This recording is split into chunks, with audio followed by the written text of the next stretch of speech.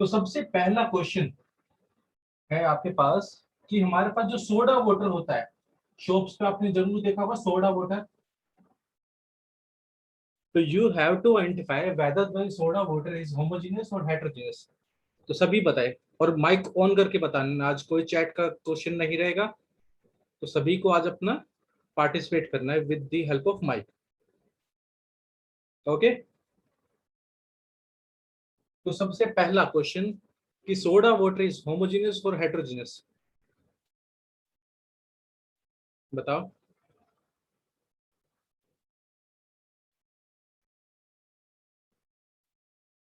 Soda water sir सबको clear है? Homogeneous, बाकी सब? Sir homogeneous. ठीक है। तो अगर मैं इसको बोलूं होमोजीनियस, तो होमोजीनियस का मतलब क्या हो गया? इसकी जो कंपोजिशन है वो यूनिफॉर्म है। यस और नो? सोडा वाटर के अंदर यस ऐड क्या करते सर। हैं? सोल्यूट और सोलवेंट क्या होता है सोडा वाटर के अंदर? तो आप सभी बताएं, सोडा वाटर के अंदर सोल्यूट क्या होता है और सोलवेंट क्या होता है? हमको पता है ना मिक्सचर क्या बनता है, सॉल्यूशन किस चीज से बनता है? दो चीजों से।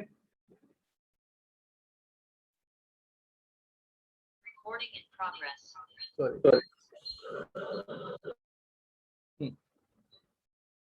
तो आप सभी को यहाँ पर बताना है।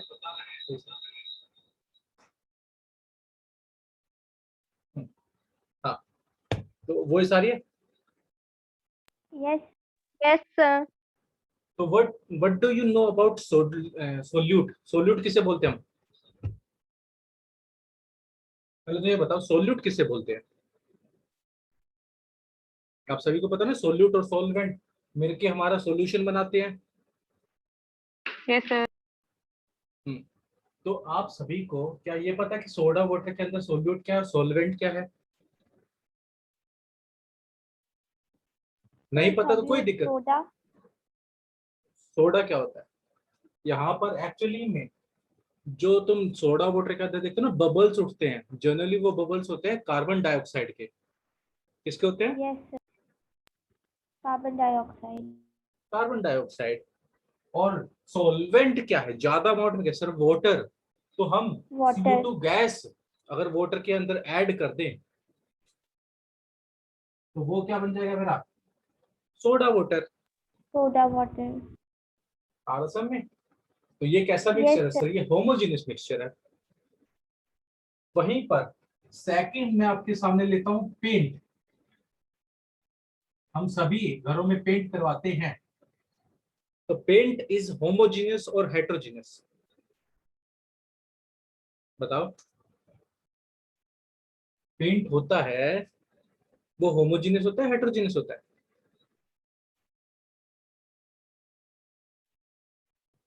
नो आइडिया, कोई दिक्कत नहीं। अगर नहीं पता है तो भी बोल देना कि सर नहीं पता, बट आपको रिप्लाई जरूर करना है। ठीक है। तो पेंट क्या है?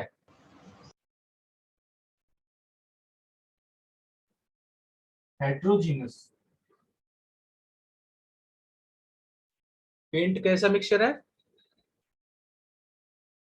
हेट्रोजीनस मिक्सचर है। ठीक है, यहां तक आपको समझ में आया पेंट कैसा है? हेट्रोजीनस। Yes sir. ठीक है। यहां पर जब हम बात करेंगे सेकंड थर्ड एयर, एयर में ध्यान से पढ़ना पहले। तो एयर क्या है? होमोजीनस है, हेट्रोजीनस मिक्सचर है। यहाँ पर सबसे ज्यादा बच्चे कंफ्यूज होते हैं एयर के केस में। तो sir air is homogeneous. Homogeneous.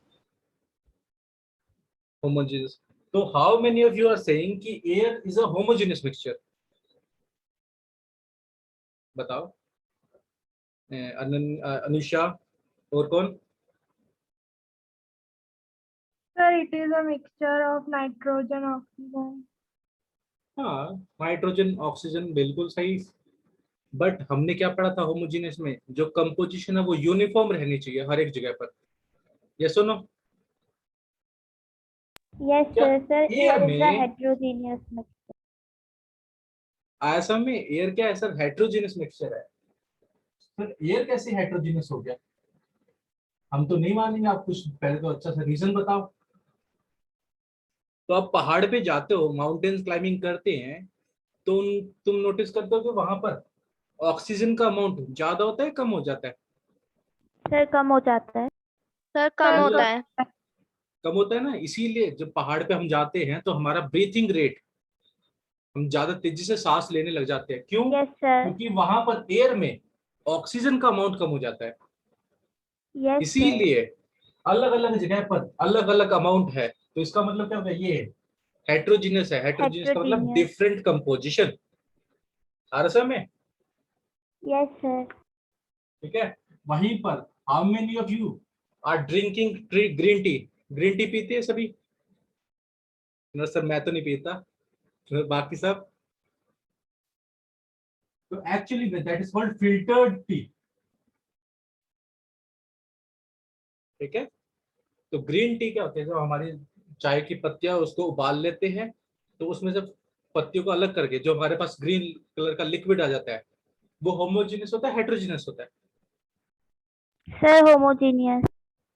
ठीक है, बिल्कुल सही। आंसर में क्या सुनो।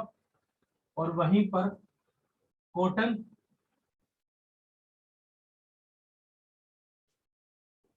कॉटन कैसी होती है? होमो हेट्रो? सर ये कॉटन तो हेट्रो होती है, इसमें तो कोई भी दो राह नहीं है। क्या सुनो, बताओ।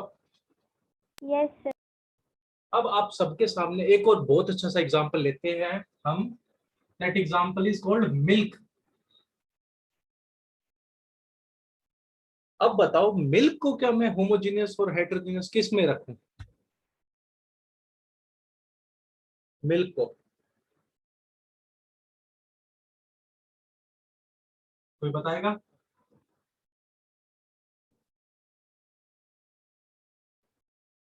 ट्राई करो, कोई दिक्कत नहीं है मिल्क को। पहले तो मिल्क क्या है? ट्रू सॉल्यूशन, कोलाइडल, या फिर सस्पेंशन? Sir colloidal solution. और कोलाइडल सॉल्यूशन की पहली बात हमने क्या लिखी थी? इट इज अ, कौन सा होता है?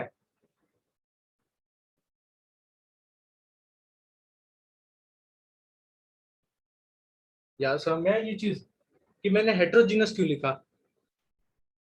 बताओ। Yes yes sir. सर। अब मिल्क के अंदर, हाँ बोलो बोलो, वैसे कुछ जोड़ना मिल्क में? नो। अब हमको पता है कोलाइडल सॉल्यूशन दो चीजों से मिलके बनता है। याद आ रहा है? जो हमारे पास कोलाइडल सॉल्यूशन होता यस है, sir, dispersed phase and dispersed. बिल्कुल, यहाँ पर होता है एक तो डिस्पर्स्ड फेस, और दूसरा क्या होता है? Dispersion medium. यस और नो? यहाँ पर ज्यादा अमाउंट में क्या है? डिस्पर्स फेज या डिस्पर्स मीडियम? कोलाइडल सॉल्यूशन के अंदर मोर अमाउंट में क्या प्रेजेंट है? डिस्पर्स फेज या disperse medium? Sir dispersion medium. Medium. ठीक है सर। अब मैं यहाँ पर क्वेश्चन पूछूं, मिल्क के अंदर, milk is a colloidal solution, तो उसके अंदर डिस्पर्जन मीडियम क्या है? Sir water. बिल्कुल सही सर, डीएम, यानी डिस्पर्जन मीडियम इन मिल्क क्या होता है? वाटर। और dispersion face, Ananya Singh?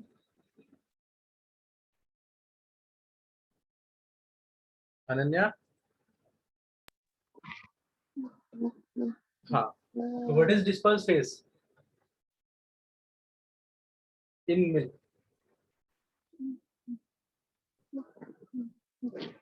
Sir sir can butter. I answer? बिल्कुल बिल्कुल, बटर। हम सबको याद है ना, जब हम दूध से दही बनाते हैं, दही के बाद उससे क्या निकालते हैं? बटर। और रह क्या जाता है हमारे पास, बटर मिल्क, जिसे हम लस्सी बोलते हैं। याद आ रहा है? Yes. ठीक है, तो कोलाइडल सॉल्यूशन अगर आपसे पूछा जाए तो आप क्या बोलोगे? सर वो दो चीजों से मिलके बनता है, एक डिस्पर्स फेज और दूसरा डिस्पर्जन मीडियम। ठीक है, बताओ यहाँ तक। तो मेरे ख्याल से तुमको होमोजीनियस और हेट्रोजीनियस में थोड़ा थोड़ा समझ में आ गया। जैसा Yes, sir. Yes. yes sir एक second, Arpita, Arpita. Yes, sir. हाँ, तो होमोजीनियस और हेट्रोजीनियस में एक पॉइंट बताओ जो डिफरेंशिएट करे होमोजीनियस और हेट्रोजीनियस को। हम्म,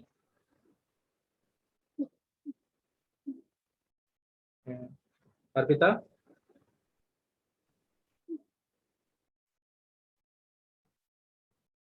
चलो कोई नहीं, मैं बाकियों से पूछ लूंगा अभी। ठीक है, सबको ये चीज समझ में आई होमोजीनियस और हेट्रोजीनियस के बारे में? Yes, sir. इसको इरेज कर दो, नेक्स्ट क्वेश्चन पे चले। Yes. सर आप एक पॉइंट बताइए ना जिसमें होमोजीनियस और हाइड्रोजीनियस को अपन मतलब बहुत इजी वे से डिफरेंशिएट कर पाए, ऐसा कोई सा एक बिल्कुल, पॉइंट। हाँ बिल्कुल बिल्कुल। देखो, होमोजीनियस में क्या होता है, अगर तुम उस चीज को देख रहे हो, जैसे मैं मान के चलो मेरे पास एक शुगर सॉल्यूशन है, अब मैं उसको देखूंगा तो क्या मैं ये बता सकता हूँ कि शुगर कहाँ पे प्रेजेंट है वाटर के अंदर? नहीं क्या सर। मैं नहीं बता पा रहा? बट क्या मेरा, अगर मेरे पास मिट्टी का पानी है, सैंडी वाटर, और मैं उसको देखूं तो मैं ये बता सकता हूँ कि सैंड कहाँ पर और वाटर कहाँ पर है? Yes sir. Yes no? तो इन केस में यहाँ पर क्या होता है, होमोजीनियस में जो कंपोजिशन है वो पूरी तरीके से बराबर बटी होती है। क्या होते हैं, कंपोजिशन यूनिफॉर्म रहती है। हेट्रोजीनियस में कंपोजिशन जो होती है वो यूनिफॉर्म नहीं होती। अगर तुम मिट्टी के पानी को आधे एक घंटे के लिए रख दोगे तो वो क्या होता है कि उन दोनों के जो कॉन्स्टिट्यूएंट है वो अलग हो जाएंगे। जो सैंड है वो वाटर से अलग हो जाएगी और नीचे सेटल डाउन हो जाएगी। ये सुनो, सर मतलब सब, होमोजीनियस पूरा मिला हुआ रहता है और हाइड्रोजीनियस अलग हो जाता है। हाँ अलग हो जाता है, सेटल डाउन हो जाता है आफ्टर सम टाइम। अगर मैं सोडा वाटर को एक घंटे के लिए रख दूं या एक दिन के लिए रख दूं तो ऐसा तो नहीं है कि CO2 वाटर से अलग हो जाएगा? Yes sir. नहीं होगा। पेंट, हाँ सर बिल्कुल पेंट में हो जाएगा। एयर, पहाड़ पे और उस पे। ठीक है, फिल्टर्ड टी, अब फिल्टर्ड टी में भी क्या रहेगा सर, होमोजीनियस से अलग नहीं दिखाई देगा। ठीक है, वहीं पर मिल्क, मिल्क को तुम रख दोगे तो तुम देखोगे उसके ऊपर एक पतली सी लेयर आ जाती है आफ्टर सम टाइम। सर मलाई की। मलाई की, सर मलाई के सारे शौकीन है। आ जाओ, चले आगे। अब इसके यस बाद we sir. Gonna discuss the element और कंपाउंड के बीच में डिफरेंस जान लेते हैं। ठीक है, इसको मिटा दो। Yes, sir. Yes sir. ठीक, तो मैंने आप सभी को एक स्टार्टिंग में जब चैप्टर पढ़ रहे थे तो मैंने एक छोटा सा चार्ट बनवाया था। यस सुनो, तो हमारे Yes. पास, मैं इसको सिंपली यहाँ पे बना देता हूँ ताकि रिवाइज हो जाए और सभी को पता चल जाए। हमारे पास मैटर दो टाइप के होते हैं, याद आ रहा है? एक को Yes. बोलते हैं प्योर सब्सटेंस और दूसरे को क्या बोलते थे? Mixture. मिक्सचर बोलते हैं। प्योर सब्सटेंसेस के अंदर हमने दो चीजें और पढ़ी थी, फर्दर डिवाइड करेंगे तो दो चीजों में, तो वो दो चीजें क्या थी? Elements and second compound. याद आ रहा है? Yes, sir. yes sir फिर हमने मिक्सचर में भी हमने दो टाइप पढ़े थे। मिक्सचर में क्या थे सर? Homo एक होमोजीनियस, and heterogeneous. बिल्कुल सही। ठीक है, अभी हमने इन दोनों के बारे में डिस्कस किया था, अब हम इन दोनों के बारे में डिस्कस करेंगे। पहले तो मैं आप सबसे एक एक एग्जांपल चाहूंगा इसका और एक एग्जांपल चाहूंगा कंपाउंड का, बट वन बाय वन, जिसका नेम लिया जाएगा उसी से पूछूंगा। ठीक है, जिसका नेम लिया जाएगा वही बताएगा। Starting from downward, Salisha. Salisha, what is the example of element? Sir element का एक एग्जांपल बताना है आपको। कोई दिक्कत नहीं, घबराने की जरूरत नहीं, नहीं पता तो आप पास कर सकते हो, वो दूसरे के पास चला जाएगा क्वेश्चन, ठीक है, बट आपको पार्टिसिपेट करना पड़ेगा। बताओ what is the example of element Salisha?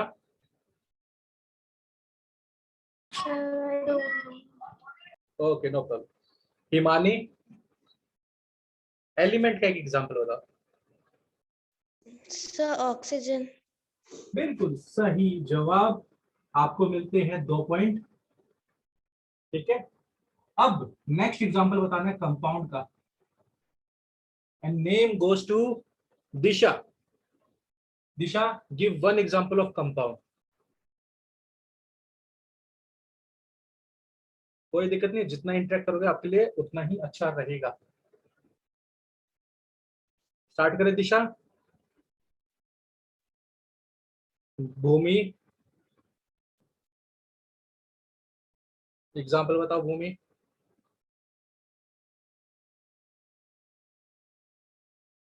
चलो ओके, अनन्या सिंह आप बताओ।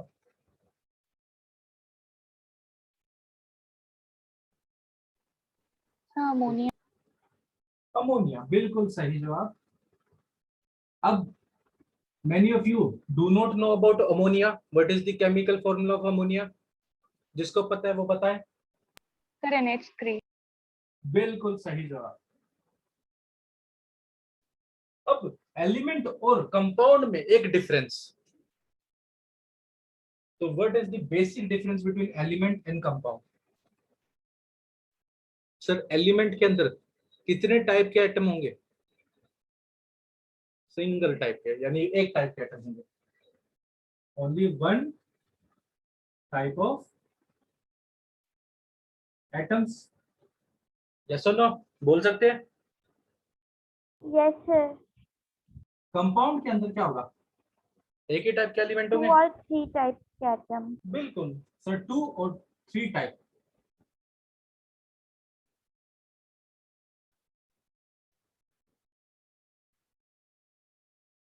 एटम्स यहाँ पर जुड़े रहेंगे।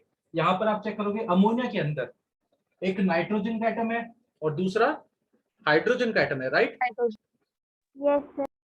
मेरे ख्याल से ये चार्ट सभी को क्लियर हो चुका है। अब क्वेश्चन करें? Yes sir. Yes sir. ठीक है, तो सबसे पहला क्वेश्चन हमारे पास, ठीक है।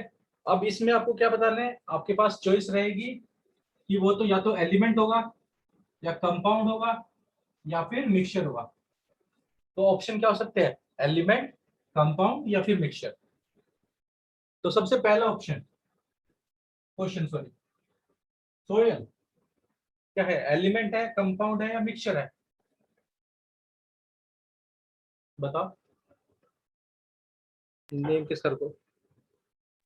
Sir mixture. बिल्कुल भूमि जैन, हेट्रोजीनियस। बिल्कुल बिल्कुल, ठीक है। तो अब ये मिक्सचर पता चल गया। मिक्सचर में हम बाद में स्पेसिफाई कर सकते हैं, क्लासिफाई कर सकते हैं वो होमोजेनियस है या हेटेरोजेनियस है, डिपेंडिंग अपॉन प्रॉपर्टी चेक करके, ठीक है। अब वहीं पे आपके सामने दूसरा क्वेश्चन आ जाएगा। दूसरा क्वेश्चन क्या है? Magnesium,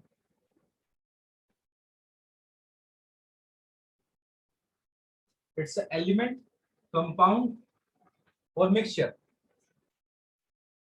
sir element. बिल्कुल सही। थर्ड हमारे पास fourth solution, sir mixture. Mixture? समीक्षक। बिल्कुल सही, बिल्कुल सही। क्वेश्चन नंबर 4 हमारे पास है, एक second, carbon monoxide. Carbon monoxide element. Compound. तो सब सभी बोल देंगे 1 बाय 1 करके, एक ने एलिमेंट बोल देंगे, दूसरा कंपाउंड बोल देंगे, डोंट वरी। हाँ, एक्चुअली में answer is compound. Ananya, actually sorry Anusha, carbon monoxide का मतलब होता है CO। क्या यहाँ पर दो या दो से ज्यादा एटम प्रेजेंट नहीं है? एक कार्बन का और दूसरा ऑक्सीजन। ये सुनो, तो ये क्या है हमारे पास? Yes, sir. कंपाउंड है।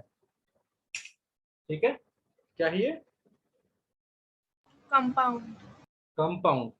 ठीक है, एक नेक्स्ट क्वेश्चन मेरे को बताओ। ठीक है, तो ये वाला स्टील, स्टील क्या है? कंपाउंड है, मिक्सचर है, या फिर एलिमेंट है? Sir, mixture. Sir, मिक्सचर है। तो अब जिसने मिक्सचर बताया है, अब मेरे को ये भी बताया कि इसके अंदर ये किस किस चीज का मिक्सचर है? iron plus carbon. Iron plus carbon. बिल्कुल, steel is alloy.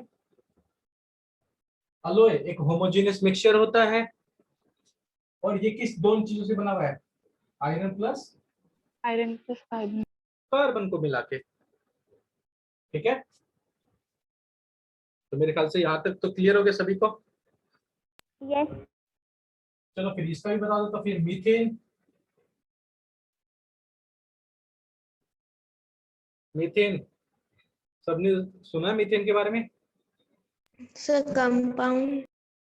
Sir, compound. जिसने कंपाउंड बोला है वो बिल्कुल Sir, सही है। सर चेंज करने वाले थे कोई? ठीक है, एक्चुअली में मीथेन का जो फॉर्मूला होता है वो होता है CH4। क्या होता है? CH4 एक कार्बन का एटम और 4 हाइड्रोजन के एटम है। इसका मतलब इसके अंदर 2 टाइप के एटम प्रेजेंट है। Yes, sir. ठीक है, इसका मतलब क्या है? ये हमारे पास कंपाउंड आ गया। बिल्कुल सही। यस नो, यहां तक सभी को आ गया? Yes, sir. मेरे ख्याल से अब यहाँ के बाद मैंने एक चीज और आपको पढ़ाई थी, मेटल और नॉन मेटल के बीच में डिफरेंशिएट करना। याद आ रहा है कुछ? Yes, sir. तो एक बार उसके बारे में पढ़े, उसके रिलेटेड क्वेश्चन करने हैं। कर दे स्टार्ट उसके क्वेश्चन। Yes, sir. चलो तो फिर वन बाय वन उसके क्वेश्चन भी डिस्कस कर लेते हैं। तो हमने डिस्कस किए थे एलिमेंट, सॉरी मेटल्स और नॉन मेटल्स के बारे में। ठीक है, और हमने उसके अंदर कुछ सारी प्रॉपर्टीज भी ली थी। याद आ रही है? कौन कौन सी प्रॉपर्टी ली थी मेटल्स और नॉन मेटल्स के बीच में? Physical property, luster, Ductility. melting point and boiling point, density, sir सारी ductility एक ही बार बता देंगे। and malleability, conduction, आज तक ध्यान रखना, मैं polarity सारे and क्वेश्चन फिर तुमसे ही hardness. पूछूंगा। मैं सर आज तक सारे क्वेश्चन तुमसे ही पूछने वाला हूँ, इसका मतलब मैं सर मैं सारे क्वेश्चन बता दूंगा, रेडी हूँ मैं। सबसे पहली चीज तो सबसे simple question, how many elements are known at present? कितने एलिमेंट नोन है?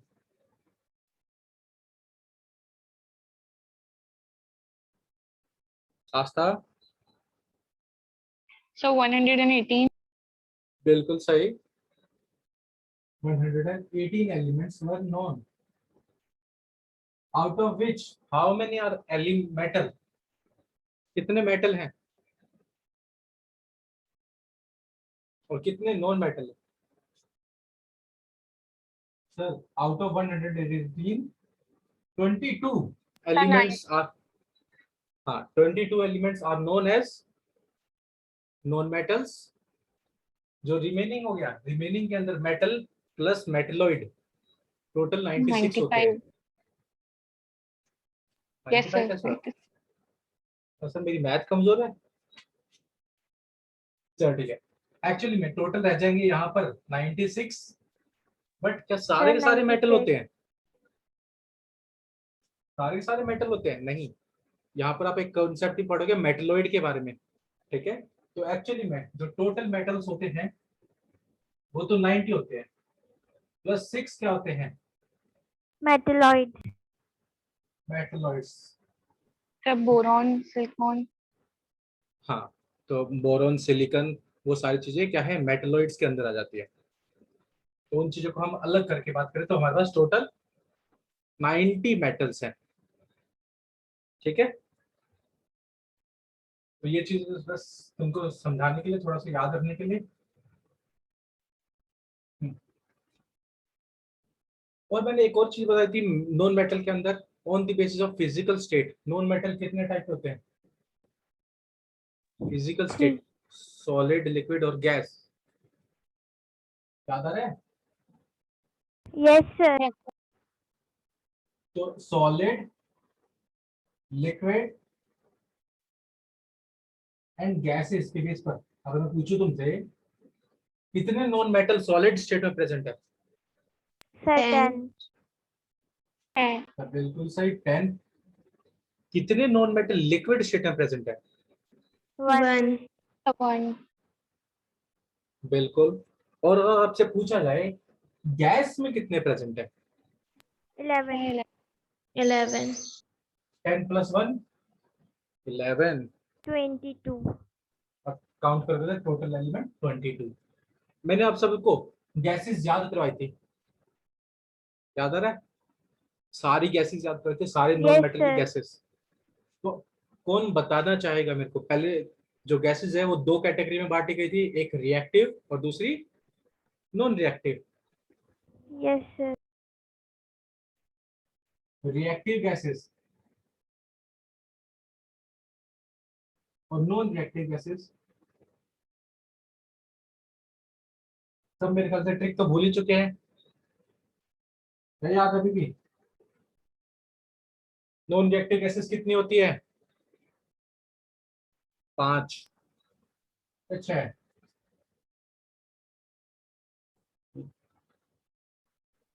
बताओ Sir, 6. कौन कौन सी होती है? मैंने ट्रिक क्या बताई थी, आप सबको याद है ट्रिक? Yes, sir. क्या थी? हीना, Hina, Nina. मीना हाँ। और करीना, एक्सरे, रंगीन। याद आ रहे हैं? Helium, Yes. Neon, argon, krypton, xenon और रेडॉन। तो टोटल 6 गैसेस हो गई। Yes. इसके बाद रिमेनिंग रिएक्टिव गैसेस कितनी थी? Reactive gases 5. कितनी पड़ी? 5। 5. उसको हमने कैसे पढ़ा था? कौन कौन सी थी? Hydrogen, nitrogen, oxygen, chlorine, Oxygen. Chlorine. इसको कैसे याद करा था मैंने? हमने उससे फिर क्या ली? क्लास ली। Class. याद आ रहा है? Yes. तो आप काउंट करोगे, आपके पास रिएक्टिव गैस 5 है और नॉन रिएक्टिव गैस 6 है। टोटल नॉन मेटल गैसेस 11 है। याद आ गया Yes, sir. सभी को? लिक्विड में कौन सी नॉन मेटल होता है? बिल्कुल, mercury. ब्रोमीन। ब्रोमीन, मरकरी तो मेटल है, भूल गए? Yes, sir. सारे मेटल तो सॉलिड स्टेट में होते हैं, सिर्फ एक ही मेटल होता है जो किस स्टेट में होता है? Liquid. लिक्विड में। वो मेटल कौन सा होता है? Mercury. मरकरी। अब इसके अलावा भी मैंने आपको बताया था कि बॉडी टेम्परेचर पर, ये किस टेम्परेचर पर है?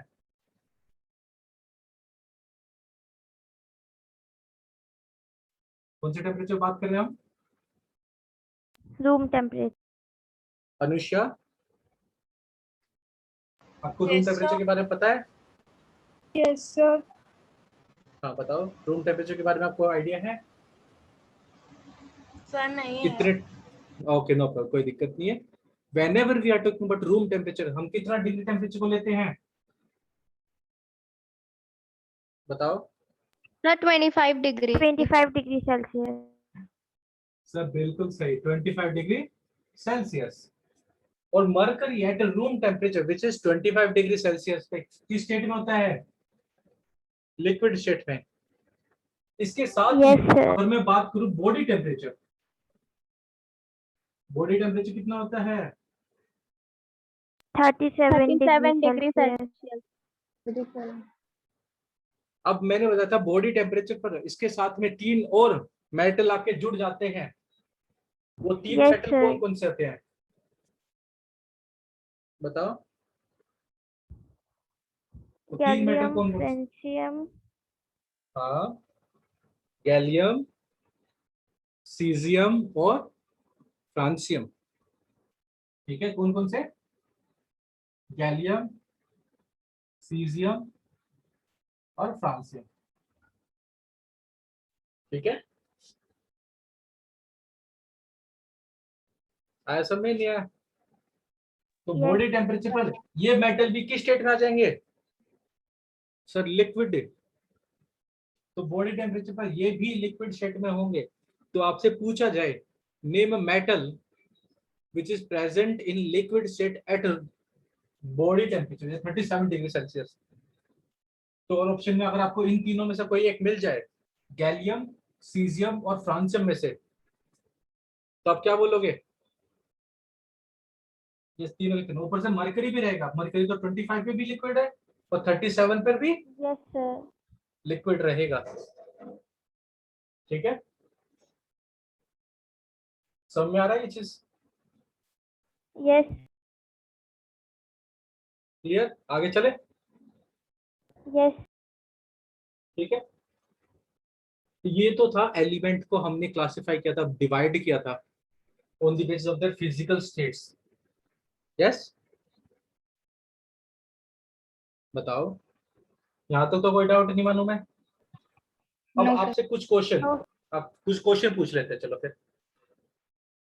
ठीक है, तो आपसे क्वेश्चन पूछ लेना, among the list of metal, sorry non metal, अभी हम किसके बारे में बात करेंगे? नॉन मेटल के बारे में बात करेंगे।